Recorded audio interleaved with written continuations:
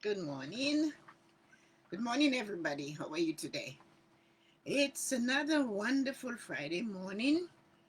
It's not too cold. The temperature is 8 degrees, so that's really nice. It's fascinating to have this nice weather. So I hope all of my American friends had a beautiful and awesome Thanksgiving.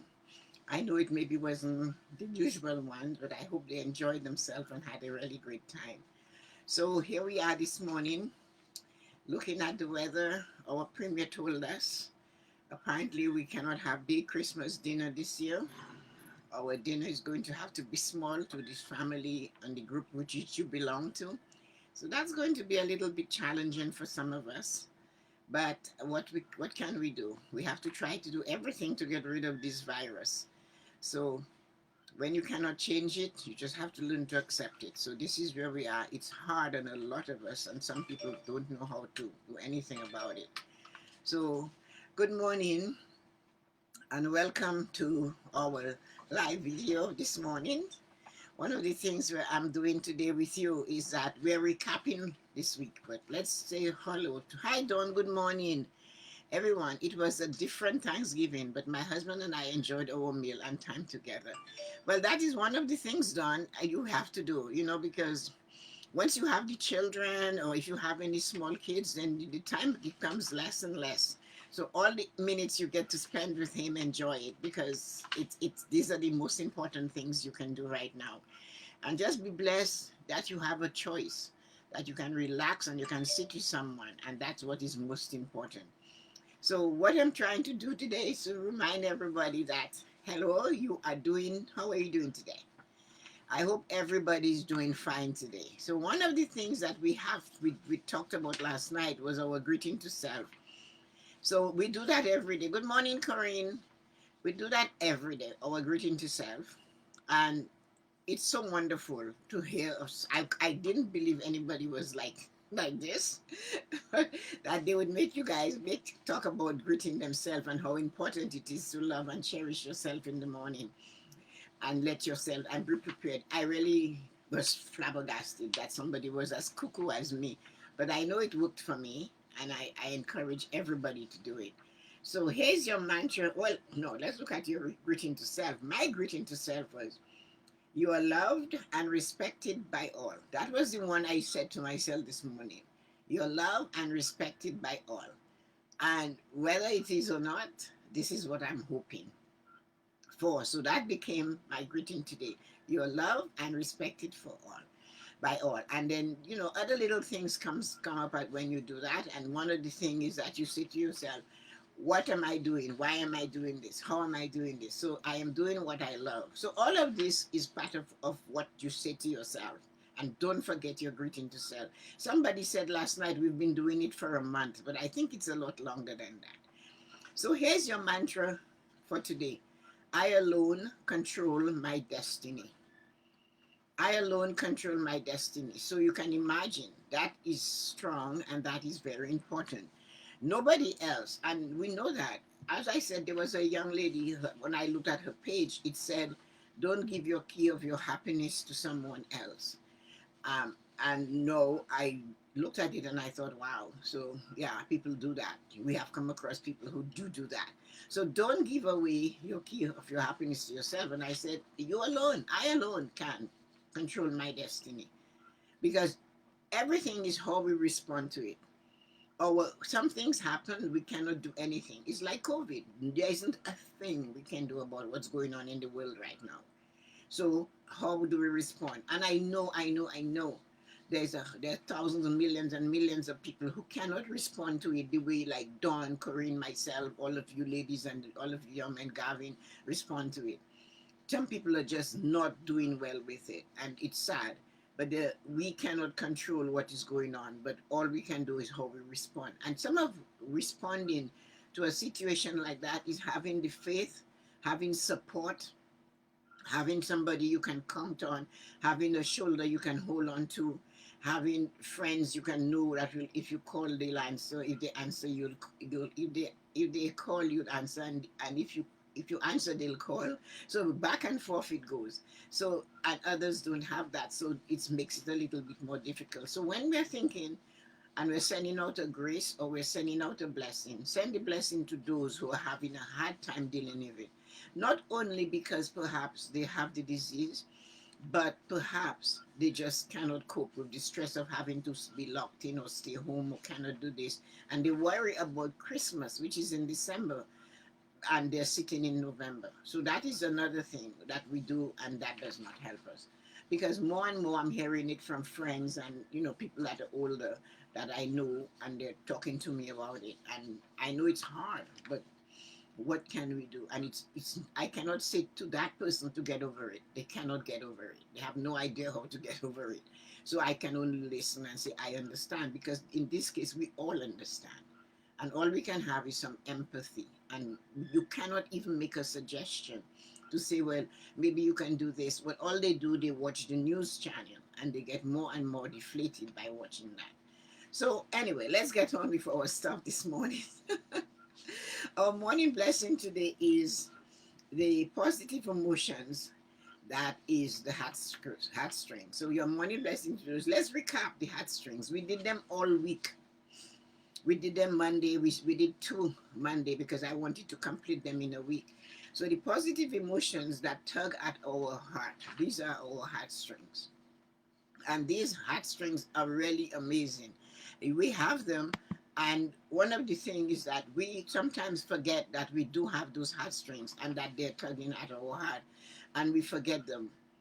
And one of the most beautiful and the strongest of all emotions, they said, is our love emotion. And that comes from the heart. Everything we do, we know. We talked about it. We have digested it. We always knew that. And we brought it to the surface this week. Everybody had something that they were talking about with these heartstrings. So the love from the heart, that is where it begins. It's the biggest, the strongest, they say. And it goes out, and most of us are willing to give love. And most of us are sharing it, and we're sending it out. But then some of us are closed to the love. We close our heart. We say, fine, we can give some love to this human being. We can cherish this person. But when it comes turn for us to accept love, we don't open the heart to take it. And because of that, sometimes we miss on an adventure. We miss something sweet. We miss creating memories that last forever. We miss sharing our wonderful self. We all have great and wonderful attributes that we could share with somebody. But if we share our love with them, so when you send love out, be prepared to get it rushing back. Be prepared to get a lot of that love coming at you, strong, and making you feel wonderful. But you must open up for love. So that is our recap on love. Open up to receive love as much as you give. Lots of you told me this during the week, that it's easy for you to love or to send love out to others, but when somebody tells you, and one young lady said, even if it's a boyfriend, somebody that told her I love you in that way, she couldn't, she one looked at him and think, why would you love me? This is what she actually said. She said not to him, and she's thinking that, why do you want to go on a date with me? Why do you love me? And I said to her, why not? What's wrong with you? She said, but he looks so good. I said, well, just accept that this looking good person wants you to go on a date with them. Go on the date and enjoy the date. And when I told her that, she said, oh, I never thought of it that way. I think he's nice, and we've known each other. Good morning, Hetty. How are you today? And when she said that to me, I said, no, take the chance. So she knew when she heard it. She said to me, I went later and somebody told me I should watch this video of yours. And she said, I heard about you say you give love. She said, it's so easy for me to send my love up there. And she cannot take that love from this person that was interested in her. I said, well, you don't know where it's going, so hold on to that love and feel good about it. You don't know, it might be strong love, it might be a love of just a friendship, but it's a love. Open for it. It might lead to something else. So anyway, she said she would try that. So that was one of my experience on the love part of it, and in that way. But there is love outside you give to others without even thinking. But when the others come and they express their love to you, not maybe in a sexually, emotionally, husband, wife, girlfriend, boyfriend love, but just the love and from you, they just really love you and they care about you. accept it and give it back because you are giving it out already. So take some. That is how it goes. The tide goes in and the tide goes out and the tide comes in. So you have to, if you're sending love out, be prepared to accept it. So the second emotion that we tied with love that day was joy. And many people say, how do you feel joy? Joy is like a serum. Joy is the thing that is in there. Joy is in the heart, already in the heart. It's sitting there. It's like a nice sweet serum and it courses through your veins. But it's up to you to lift it up. It's up to you to take the stopper of the jar of joy and pour some of it. It's up to you to do that. Nobody can do that for you. Don't tell me that my husband is not bringing me joy. There is no such thing as a bucket of joy at the supermarket that he can buy or at La Senza that he can buy and bring for you. Don't do that. Don't put that weight on another human being. Don't ask another human being to bring you joy. You go find your own joy. I find my joy in coming here in the morning and telling you about that. To me, and that is my interpretation of joy. It's like having a big bottle of, call it Canadian maple syrup, I can call it that. And you pour it on the pancake or you give it to the kids. You see how they lick their lips and smack their lips. Homemade pancake with Canadian maple syrup poured over it with a dab of butter. That you can find your joy. So it's, to me, it's like that. Joy is a serum and you always have it. It might be deep, deep down there somewhere, but it's there. And really and truly, it's up to you to go and find that jar. Take the stopper off and pour some of it out. Send that joy out. And once that joy go out, it's a serum. Remember, it will flow. So it flows out and it flows back in. This is joy. And nobody can bring it to you because you already have it. All you have to do is find it and take the stopper off and pour it out. Let it flow away from you because what goes out must come back in. It will come back to you. That is just the law. What goes out will come back. What you send out will come back. And once you start to feel that joy, no one, absolutely no one in the world can take it from you. It can be devastating around you, but nobody can touch you and nobody can shake that joy from you. And that is joy. That is the emotion of joy. So don't forget it. Don't look for it outside of you. It's already inside of you. Then on Tuesday, we went for happiness and we went for thankfulness. And happiness is something that is just seen at this moment. Happiness is for that moment. And to get happiness, you must be in that moment. If you are not in the conscious moment and you're living life unconsciously, guess what? You're not going to feel happiness. So you have to be in the moment because happiness does not come in a wave like a tsunami. It does not come like that. Happiness comes in each moment you live. There is happiness in every tiny moment. Out of that 1440 seconds in the day, you have 1440 seconds of happiness you can tap into. It's all around you. It's within you. It's in your consciousness. It's not in your unconsciousness. Happiness is being there now and seeing it. Happiness is sowing something for somebody, for your grandson, granddaughter. Happiness is seen when they get it and they come with a story, or Grammy or granddad or something like that, or mom, and that's happiness. Happiness, I sent Mike, I'll tell you about Michael and his Christmas cake. My cousin has been making him a pound cake that is, I just don't know. It's actually, I have never seen the recipe, but it's gorgeous. And when Michael gets that, at Christmas, his cake comes and he calls it my angel cake. It's just tasty. He doesn't give very much, he keeps it. So he said, I cannot believe that this year I won't be receiving Auntie Loretta's my pound cake from Auntie Loretta. And I said to him, well, he said, Mom, you have no idea how it tastes. I said, and he's been getting that since he was a little boy. So that is his moment of happiness. He's a grown man and he still remembers and he expects it when he comes for Christmas. So she has said to me, I am posting it to him.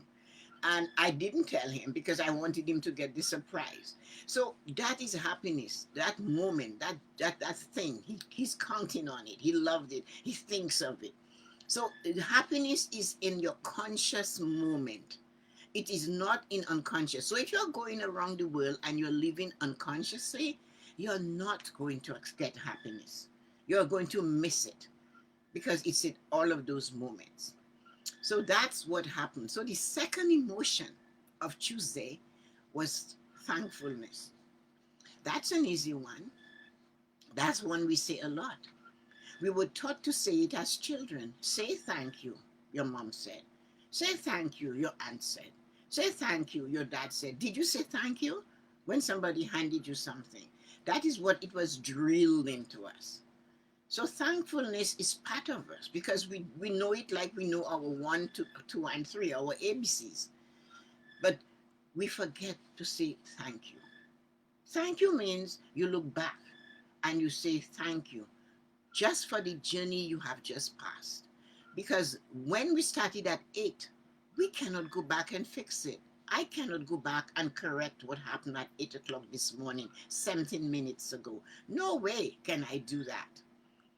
But I can say thank you for that moment.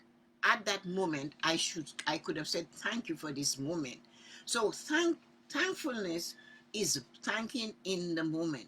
Saying thank you to someone when they talk to you. Thank you for doing this for me. Thank you for calling me today. Thank you for listening to me. Thank you for helping me. Thank you for giving me a meal. Thank you for sharing a glass of wine, a cup of tea with me. Thank you. It was a pleasure to be in your company today. Thankfulness begats thankfulness. The more you are thankful, the more thankful you will feel. When you feel thankful, it raises your energy, it raises your vibration. It makes you feel you will love for that moment. You have a purpose, you have a reason to be thankful. And you were thankful to your friend, you were thankful to your neighbor, you were thankful to the universe, you're thankful to God, you were thankful to the environment, you were thankful for that tree that produced that apple you just ate. Thank you when you had a lovely meal, when somebody served you at a restaurant. Thank you. That's why you give them a tip, is to show your thankfulness. So don't let thankful be a word you don't use. It's important to let thank you flow from you as often as possible. Hello, how are you? Thank you. That person took the time to say that. And you need to do that. Sometimes when you say thank you, people are shocked that you actually said thanks. Because you know why? So many of us forget. So many of us forget the moment to say thank you for the moment. When you receive something, whether it's words, a thought, or a deed, something somebody sent towards you, say thank you. Thank you for your time. Thank you for your words. Thank you for your kindness. So thank you is so we box those love, joy, happiness, and thankfulness. Can you imagine you have these 4 boxing already? And then on Wednesday, we did gratitude. Now, gratitude is one we use a lot. It's a big thing now. Everywhere you turn, be grateful, be grateful, be grateful. And we are taught to be grateful for the moment we are in. We are taught to be grateful for what we receive. No, I am grateful, I am healthy. It's the I am in the moment. So that gratitude is in the conscious moment. But we forget to be grateful towards what we are aiming at. And we are not taught that. We are taught to be grateful in the moment, and we use it often. I can talk to you about it, but you already know it. I will recap it. Gratitude is, I am so grateful for what you did for me today. I am grateful for my possessions. I'm grateful that I am healthy. I'm grateful my cholesterol level is lower. I'm grateful my blood pressure has dropped. I'm grateful I lost the weight I planned to lose. I am grateful my husband is loving and kind. I'm grateful I love my children loves me. I'm grateful I have great neighbors and friends. I am grateful for it didn't snow today. I'm grateful for the sun shining today. I'm grateful I am no longer sick with COVID. All of these are great gratitude in the moment, for the present, for all the things you already have. But one of the things when you pray, if you listen to the prayer in the scriptures or however, and when I talk about the scriptures, I don't only talk about the Bible. I am a person that have read the Quran, the Sanskrit, the Torah. I wanted to see, I wanted to understand, and I noticed there were links. They're not different, guys. None of them are different. They just have different words, but they all are the same. In the Sanskrit papers, it tells you when you pray, when you request, you have to believe you already receive. So what do? You don't just keep praying and praying. That becomes begging. You have, once you state it, it was told to you, ask and you shall receive. It did not say ask 10 million times. So once you ask and you know you have fully and ask clearly and distinctly, we talked about that this week, to asking in the proper way, not asking on the surface and not digging deep. If you believe and you have asked for that, then your next prayer, I am grateful I have received what I ask for. So you say what it is. You see yourself in it. You see yourself in the moment. If you're asking for a job, you see yourself in that job. If you're asking for a significant other, you see yourself with your significant other. If you're Because you asked for it, and you have to believe what you ask you will receive. There is no other law. Even if you ask for something bad for somebody else, guess what? You're getting it. They're not getting it. It comes to you because it was your prayer. Every time we open our mouth, we're praying. Every nasty thing we say, we're praying. And we're praying it on ourselves, not on anybody else. So that is why we have to be grateful. Gratitude is for what you have. Yes, we know that one. It was pounding in your head. In Creole, they say, bon Dieu penny en égua, meaning that God punishes an ungrateful person. I heard that growing up. Bon Dieu penny en égua. Anyway, that's how it was said. So in gratitude, we know we have to be grateful. We must be grateful for now. The grateful you got healed. You turn back and you say, doctor, thanks for the medication. Or you say, I'm grateful I had this wonderful doctor that took the time to attend to me. But when you're asking for something in the future, when you're praying for what you want, what you desire, what you want to be, when you're praying for your purpose, to find my purpose, I am grateful I have found my purpose. So you're sending your gratitude there and you're seeing yourself in there. It's not behind you, it's in there, right there. And that is what you have to remember to do.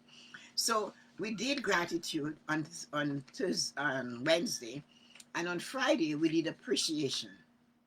And appreciation is sometimes confused. Remember, I talked about that with gratitude. It's not the same. I appreciate you. I appreciate that. I'm grateful, but I appreciate it. I appreciate that Robin Hood went and stole from the rich to give to the poor. The poor were appreciative of the service he served, what he did for them. And Bill Gates gives all his money to look after charity. His people are appreciative of that act. It's the act, okay? What I receive, I am grateful for what I receive. I appreciate the act, ACT. So you have to remember to say, I appreciate. I appreciate all that is there for me. I appreciate you took the time. Is the time, is not what you did in the time alone that mattered. The person loved enough to act. So you have to remember those things. And this is what your heartstrings are. One of the things we will do on Monday is that I will show you how to take them together and put them into a meditation of about less than 10 minutes. And you can go further because the more you deal with them is the more they're going to be strong. The more you touch them, is the stronger they will be.